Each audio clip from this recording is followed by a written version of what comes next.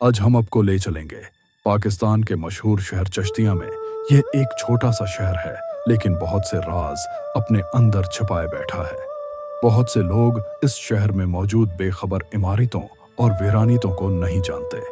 आज हम चिश्तिया में मौजूद पुरानी चिश्तिया, जो कि चिश्तिया का जो कब्रिस्तान है, जो सबसे बड़ा कब्रिस्तान है चिश्तिया में, उसके साथ वाक़े है। वहां पर एक घर है। कहा जाता है कि ये घर आज से 11,000 साल पुराना है और आज भी वहां मौजूद है। इस घर का पता तो अलबत्ता मालूम नहीं, लेकिन लोगों की ज़बानी सुना है कि इस घर में बहुत से वाक़यात हुए हैं।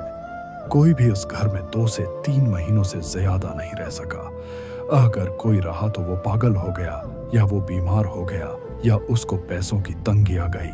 कहानियों में लोगों की ज़बानी ये कहा गया है कि इस घर में जब से हम इस पास आए हैं, बहुत से लोग यहाँ आए और चले गए। कोई भी फैमिली यहाँ नहीं रहना चाहती। ये एक हर रात को तन्हाई वीरानियत में डूबा होता है और अपनी एक अजीब दास्तान सुनाता है। कहा जाता है कि आज से 1000-2000 साल पहले यहाँ एक फैमिली रहा करती थी, जिसमें उस फैमिली के 2 बेटे और 3 बेटियां थीं। एक दिन अचानक इस घर में आग लग गई। वो फैमिली सो रही थी, इसको खबर तक ना हुई। वही आग की लपट में ऊकर झलस गए और पलक झपकते ही मर गए।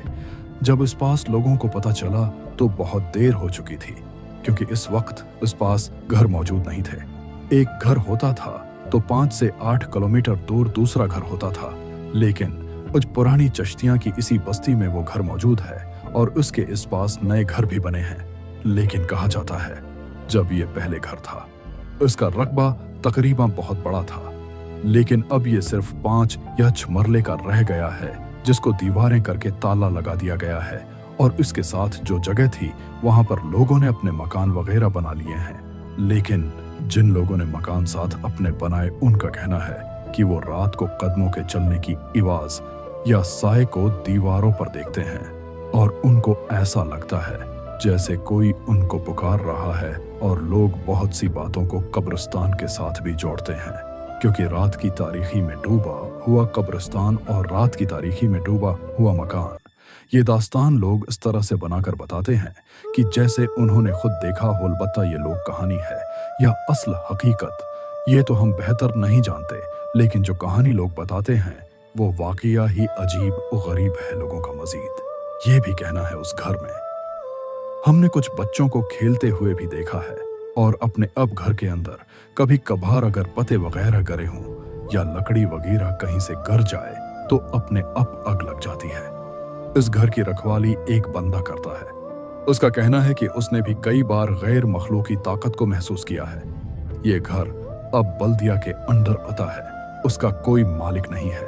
ये घर बहुत मुरतबा बेचने के लिए लगाया गया, लेकिन कोई इसको खरीदने के लिए खरीदार सामने न आया। अलबत्ता कि उसकी कीमत बहुत ज्यादा कम लगाई गई, लेकिन फिर भी किसी ने उसको खरीदने की हिम्मत नहीं की।